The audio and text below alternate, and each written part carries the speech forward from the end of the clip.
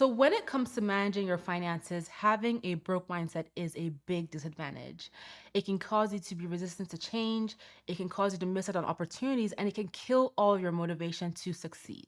So, keep watching because I'm going to be talking through how you can shift from a broke mindset to one of abundance so that you can start achieving your financial goals today. Hi everyone, this is Bola Shokunbi. I'm the founder and CEO of Clever Girl Finance. I'm also the author of the Clever Girl Finance book series. Welcome to Clever Girl Finance TV.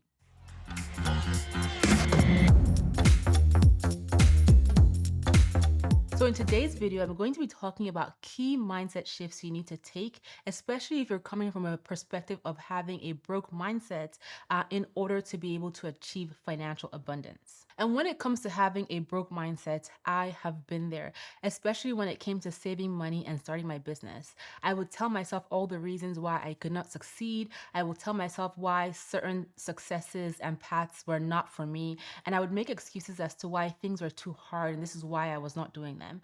But all of that was a lie and it was tied to having a broke mindset. I even told myself things like making money was too hard and I would never be able to achieve my big financial goals. But I realized that I would need to change my mindset quickly, and I had to do it quickly because I was keeping myself stuck and opportunities were passing me by, and I wasn't able to take advantage of the good that I had in front of me. And so, one of the things that I challenged myself to do back then was to shift my mindset from one of being broke to one of being abundant. And so many things changed for me when I started doing that.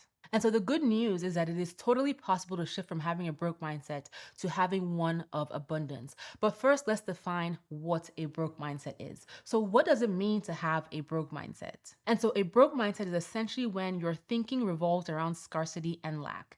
It's when you're in a thinking pattern that focuses solely on what you don't have rather than what is possible or attainable. And this mindset can lead to feelings of hopelessness, fear, and a lack of motivation to take key steps towards your improvement or your success. So, if you're currently thinking the wrong way about your finances, about your career, about your life, it is totally possible, like I mentioned, to shift that perspective and now think in an abundant way. And this can make a huge change in your life. So, I'm going to be sharing some key strategies on how to do that. Number one, you want to focus on the positive. So, take a look at your life, take a look at your finances, your career, your relationships, and think about what exactly do you have going for you that is positive. And if you can't come up with anything, then you're not thinking hard enough. You're not looking hard enough because we all have something positive in our lives that is happening to us, regardless of all the negative things that are happening. And so you want to focus on that positive perspective because when you're thinking positively, your mind and your heart are open to opportunities. However, when you're just focused on the negative aspect of things, you miss opportunities that come by, opportunities for you to do better with your money, to save, to earn more, and etc. And so you really want to start focusing on what good is happening to me today. And one thing I love to do that really helps me stay focused on the positive is to keep a daily gratitude journal. And I use something called the 5 minute journal, and it really just takes me 5 minutes in the morning to write down the top three things I'm grateful for. And at the end of the night, I write down again the top three things I'm grateful for that happened in that day, and it makes a world of difference. So, my first key strategy here is that you want to focus on the positive in your life. Number two, find your reason why. And if you have followed Clever Girl Finance for long enough, you know that this is something that I talk about very often. It is so important to have a reason why you want to achieve your goals with your finances, in your career, and etc. Because having a why is what's going to help you make hard choices when things get difficult. It's what's going to help you pick yourself up and keep moving forward when you make mistakes or when, life happens to you. And so find a why. For some people, their why is achieving financial independence, creating stability for their children, or building generational wealth. So take some time out to think through what your real reason is, what your real motivator is for wanting to achieve the things you want to achieve for yourself. Number three, expand your financial literacy. A great way to shift away from having a broke mindset is to empower yourself with knowledge. And that's because that saying is true. Knowledge is power. A lot of times, a broke mindset comes from what we don't know. But once you're able to expand your financial literacy, you learn so much, and this can help you shift to a perspective of abundance because now you have strategies and steps to take to help you achieve your goals. So start out with books, right? There's tons of books you can borrow from your library or pick up at the bookstore or read read as an audiobook on Audible, for example, or listen to as an audiobook on Audible, for example. There's tons of podcasts, there's tons of channels here on YouTube. And at Clever Girl Finance, we offer over 30 plus completely free courses to help you expand your financial literacy. And this can really help with shifting from a broke mindset. By the way, if you are enjoying this video, I'd love for you to hit the subscribe button below, hit the like button as well, share this channel with your girlfriends, and then follow us on Instagram at Clever Girl Finance, where we share tips every single day on how to improve your financial wellness. Okay, let's get back to the video.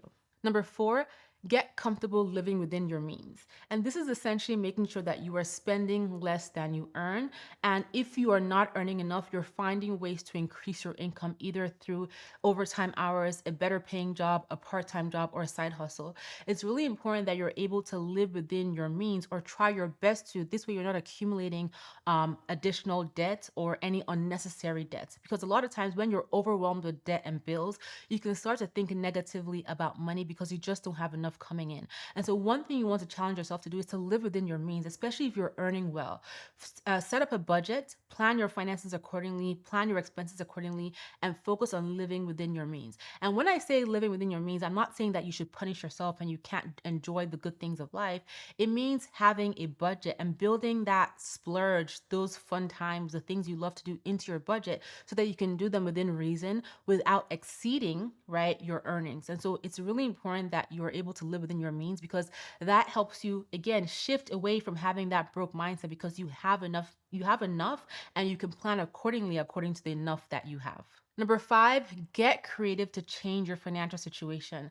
And so I talked about this in my previous points, but one way that you can change your financial situation is to earn more money. And so, the first thing you want to do, obviously, when you are trying to adjust your finances, adjust your mindset, is look at your expenses and say, okay, what unnecessary expenses do I have that I can cut back? What can I reduce spending money on? But you get to a point where you can only cut back your expenses so much. You have nothing else to cut. And so now it's time to get creative.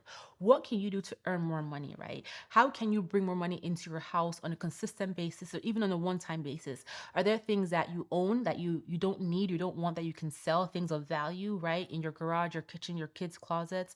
Can you get a part-time job like I mentioned earlier? Can you start a side hustle? Can you ask for a raise or get a better paying job?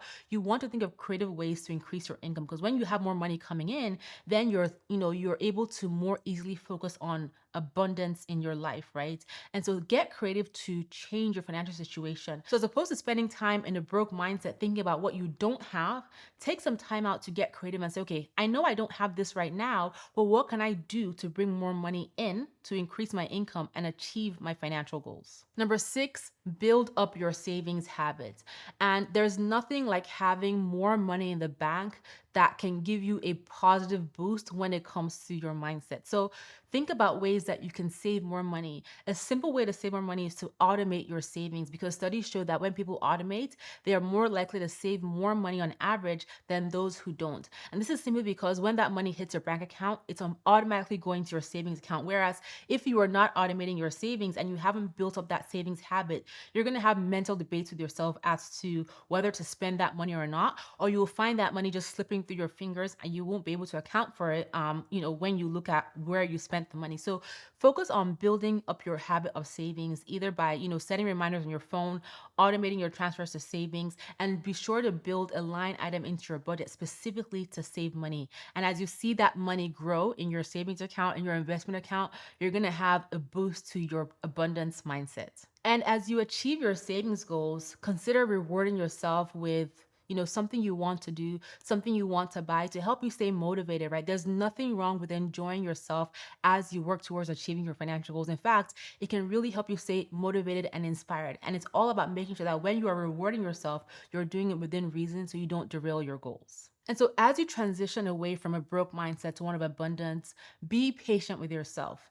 Changing your mindset, adjusting your mindset can take time because you are shifting from old patterns and old ways of behavior, right?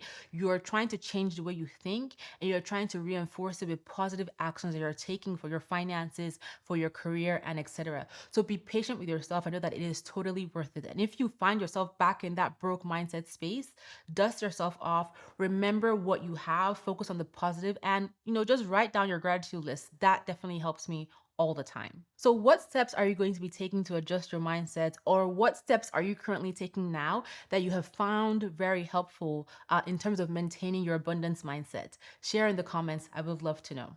I hope you've enjoyed watching this video. If you have, please don't forget to hit the like button below, subscribe to this channel, tell all your best girlfriends about Clever Girl Finance, and then stop by our website at clevergirlfinance.com. We have over 30 plus completely free courses, over 40 plus completely free worksheets. And of course, we have our podcast, the Clever Girls Know podcast, that you can listen to everywhere you listen to your podcast episodes. Thank you so much for being here, and I will talk to you next time.